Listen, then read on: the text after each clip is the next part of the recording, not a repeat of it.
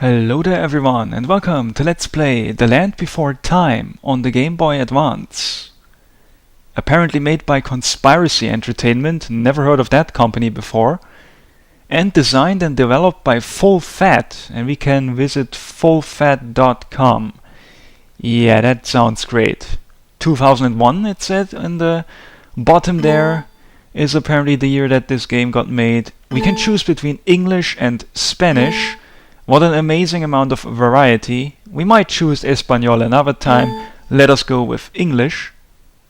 And it makes an amazing sound effect when you choose the English language. As you can see, we are playing this on an emulator. I used to have this game. My parents bought me this game when I was a little kid because I was such a big fan of the Land Before Time movies. Let us visit the options screen meanwhile. But yeah, I lost the game somehow. I think I sold it, and so the last time I played this game was 2 weeks ago. I replayed it just for fun, but before that I haven't played this game in over 10 years because, as I said, I believe I sold it that long ago. So yes, there's music and sound effect volume here, represented by numbers. 9 is the maximum, I think. Yep. And as you can hear, the lower we put the number, the more quiet the music gets. Let us keep it all at 9 at 9. Yep. Then there's also a difficulty setting, which unfortunately is also represented by numbers. That's really lame and lazy. I mean, you could put easy, normal and hard, but instead we have the difficulties 1, 2 and 3. I think it will suffice to play on easy difficulty, or difficulty 1. Just press the B button to go back, and let us just start the game. While exploring a dark cave, Littlefoot and friends find themselves trapped. Oh no, it's a sharp tooth! Where is everyone gone? Sarah is lost in the Bone Desert. Spike is stuck in the swamp. The Great Valley is over those mountains. Let's find our friends and go home. Will I skip one screen by accident? Because we're missing one more friend. I might have pressed the A button at exactly the same time when another picture was about to come. You know, another picture with subtitled text. We're in Dusty Desert, World 1-1. Press start. Okay, there you go. I press start. We're Littlefoot. There's this little dude flying above us. I forgot his name. That little pteranodon or pterodactyl dude. Can walk. You can jump by pressing A. Pressing the B button does... Oh, what the fuck is that? Is he swinging his tail? I actually did not perform this move a single time in my playthrough 2 weeks ago. What the hell? Okay, finding new things out as I'm trying to explain the mechanics. If you hold R, you can run. Pressing down, you can duck. Pressing up does absolutely nothing at all. Select lets you select character. Currently we only have Littlefoot. And pressing start, you can continue or exit. And that's the mechanics for now. We're collecting leaves here. We currently have 6 of them. They are worth 10 points per every leaf. Do they have a certain purpose? We will find that out soon enough. There's a little blue guy attacking us. I got hit there by accident because I'm stupid. One jump on his head is enough to kill him. He was worth 200 points. That music here in the desert is very annoying. And I can collect those stars, but can I reach... I mean those leaves. But can I reach the upper platform? That's the question, and the answer is yes, you can double jump. And when I first played this game, it actually took me a few minutes before I was able to figure out that you can double jump. And because of that, I think I was stuck in the next stage for quite a bit, because I think that in the next stage you need to double jump. We killed that pterodactyl dude, that purple flying dinosaur, and we got 200 points for that. One jump on his head was enough to kill him. Collecting more leaves, going to the left, killing this little feller here. Then we're touching this sphere thing, which I think serves as a checkpoint. And if you jump to the left here, you collect like a golden leaf, which is worth 25 leaves. And I think it was worth a different amount of points. I didn't watch out how many points it was worth though. Let's just drop down here, kill this guy. I think that's an Ankylosaurus, not sure though. Red. And then, yeah, I was a bit faster. There was this huge red arrow there. We barely touched it and that counted as completing the stage. Well done. Oh my, the screen has already gone away. That's fast. However, it said that we collected 84 3 stars, and isn't that cute? It calls the leaves 3 stars, just like in the Land Before Time movies. Anyway, moving on, Dusty Desert World 1, 2. Collecting more stars, there's a huge little skull there. For effects.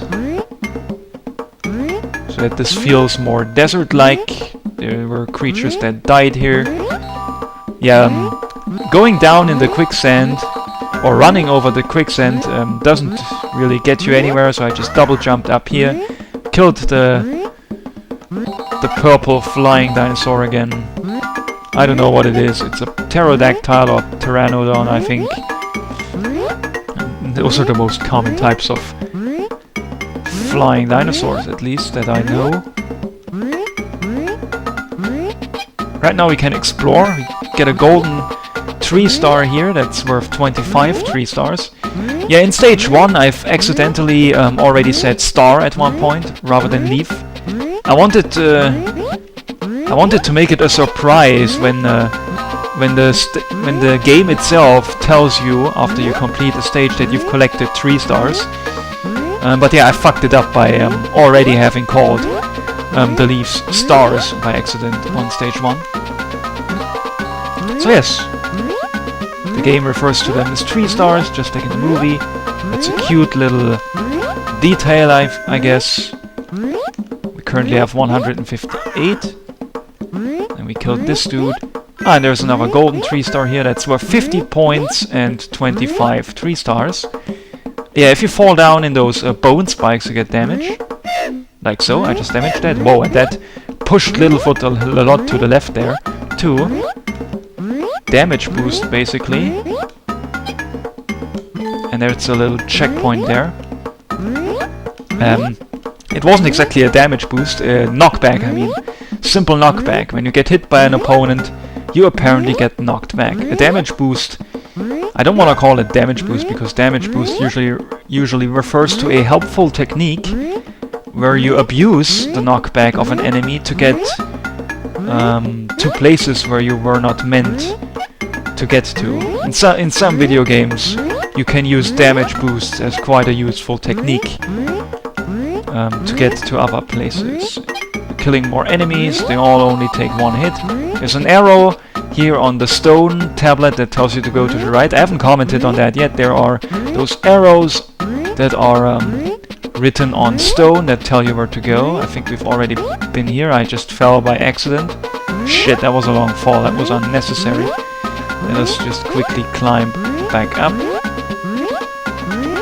And yes, this arrow here tells us to go up, which is exactly where we are currently heading. Let us again see if there's anything to the left here. Yep, there's a 3 star, a golden one, and another one, and another one. It's 3 golden 3 stars for a total of 75 3 stars and 150 points.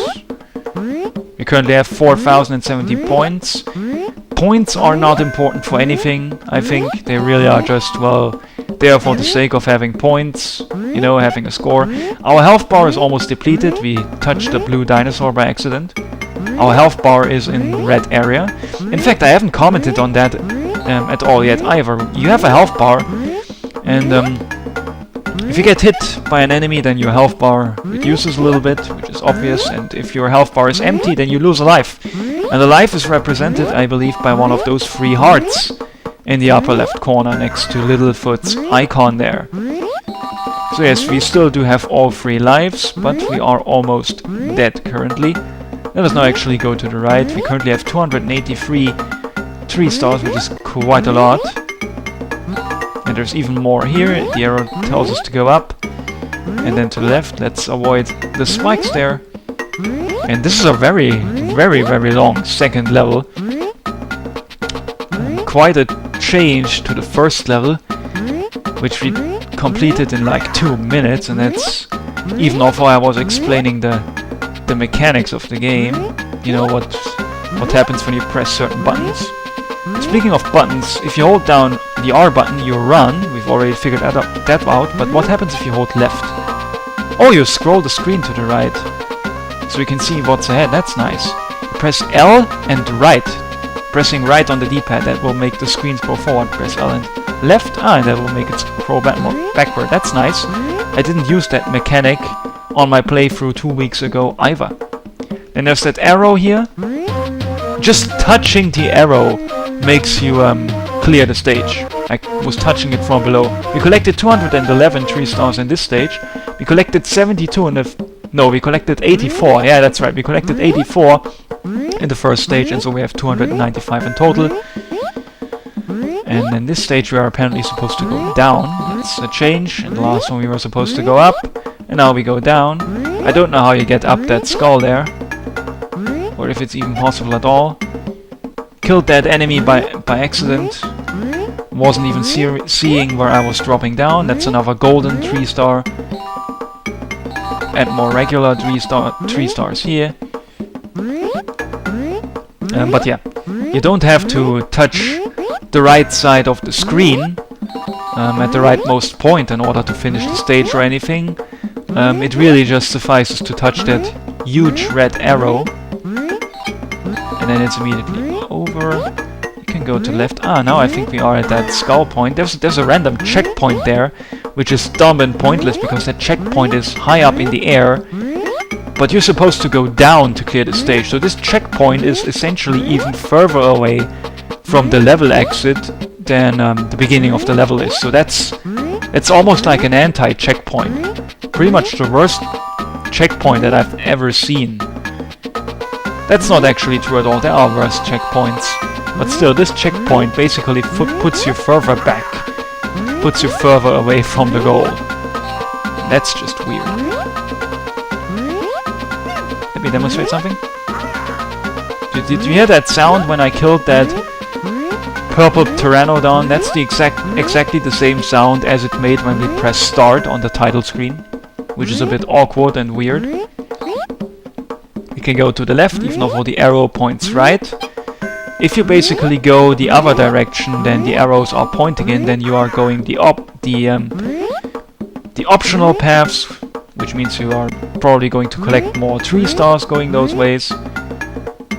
We got hit by one enemy like 20 seconds ago, or maybe 30 or something.